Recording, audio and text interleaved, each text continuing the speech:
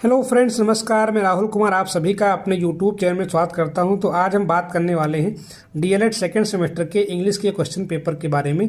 तो यहां पर आपके ऑब्जेक्टिव टाइप क्वेश्चन दिए गए हैं, इनको हम करने का प्रयास करते हैं। तो यहां पर पहला क्वेश्चन आपको दिया गया है, what are the two receptive skills. कहने का मतलब यह कि इसमें से दो रिसेप्टिव स्किल्स क्या हैं। तो आपको पता होना चाहिए कि स्किल्स आपके दो होते हैं, प्रोडक्टिव स्किल्स और रिसेप्टिव स्किल्स। जो आपने सीखा है LSRW, लिसनिंग, स्पीकिंग, रीडिंग और राइटिंग। तो इनमें से आपकी दो रिसेप्टिव हैं और दो आपकी यहाँ पर प्रोडक्टिव हैं। रिसेप्टिव क्या होती हैं आपकी, जो हम यहाँ पर सुनते हैं या सीखते हैं, जैसे आपका लिसनिंग हो गया, आपका रीडिंग हो गया। तो ये आपकी कैसी स्किल्स हैं, आपकी रिसेप्टिव स्किल्स है। और जो आपका स्पीकिंग होता है और राइटिंग होता है, ये क्या आपकी होती हैं, प्रोडक्टिव स्किल्स होती है। तो आप ध्यान रखें, लिसनिंग और जो आपका रीडिंग है ये आपकी रिसेप्टिव स्किल्स हैं। तो आपका ऑप्शन नंबर 3 यहाँ पर क्या आपका बिल्कुल सही है। अगला क्वेश्चन है, doctor West method mainly focuses on. जो डॉक्टर वेस्ट का मेथड है ये मुख्यतः किस पर फोकस करता है, रीडिंग पर, लिसनिंग पर, स्पीकिंग पर, राइटिंग पर। तो ये आपका जो है केवल आपका रीडिंग पर फोकस करता है कि मतलब बच्चे को जो है हम भाषा सिखा पाएँ, इंग्लिश, मतलब वो रीडिंग अच्छे से कर ले। तो आपका ऑप्शन नंबर यहाँ पर 1 क्या आपका बिल्कुल सही है। अगला क्वेश्चन आपको दिया गया है, choose the correct spelled word. ये आपका कई बार क्वेश्चन पूछा गया है। ग्रामर की स्पेलिंग GRAMMAR। यहाँ पर आप ध्यान दीजिए कि आपका अंत में ER नहीं होता है, क्या होता है यहाँ पर आपका AR होता है। तो आप ऑप्शन नंबर 2 के साथ जाएंगे। यहाँ पर आपका ऑप्शन नंबर 2 क्या है, बिल्कुल आपका करेक्ट है। इसके बाद यहाँ पर हम बात करते हैं, अगला आपको क्वेश्चन नंबर आपका जो 4 दिया गया है।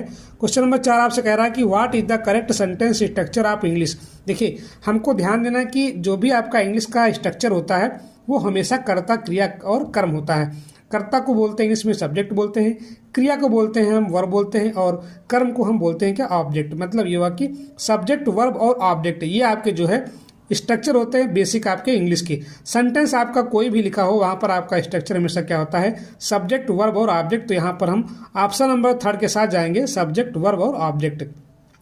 अगला क्वेश्चन आपसे कह रहा है कि write a sentence to show exclamation. मतलब यह कि हमें विस्मयादि बोधक यहाँ पर जो है वाक्य की पहचान करनी है कि इसमें से कौन सा आपका जो सेंटेंस है आपका ये विस्मयादि बोधक आपका वाक्य है। तो सबसे पहले पहचान क्या होती है कि आप कि जो ऐसे वाक्य होते हैं उनके पीछे क्या होता है, आपका एक्सक्लेमेशन मार्क लगा होता है। ठीक है, तो यहाँ पर अगर देखें पहला सेंटेंस दिया गया, I will go to school. तो यहाँ पर एक्सक्लेमेशन मार्क तो आपका लगा हुआ है, लेकिन यहाँ पर सेंटेंस कैसा आपका ये है, असर्टिव टाइप का है। ठीक है, तो यहाँ पर केवल सिंबल से हम पहचान नहीं करते हैं, इस सेंटेंस की आपकी एक अलग पहचान होती है, क्योंकि ये आपके सेंटेंस क्या होते हैं, आपके एडवर्ब से चालू होते हैं। मतलब ये कि हाउ से होते हैं, व्हाट से होते हैं। जैसे what the beautiful season is, ऐसे कह सकते हैं।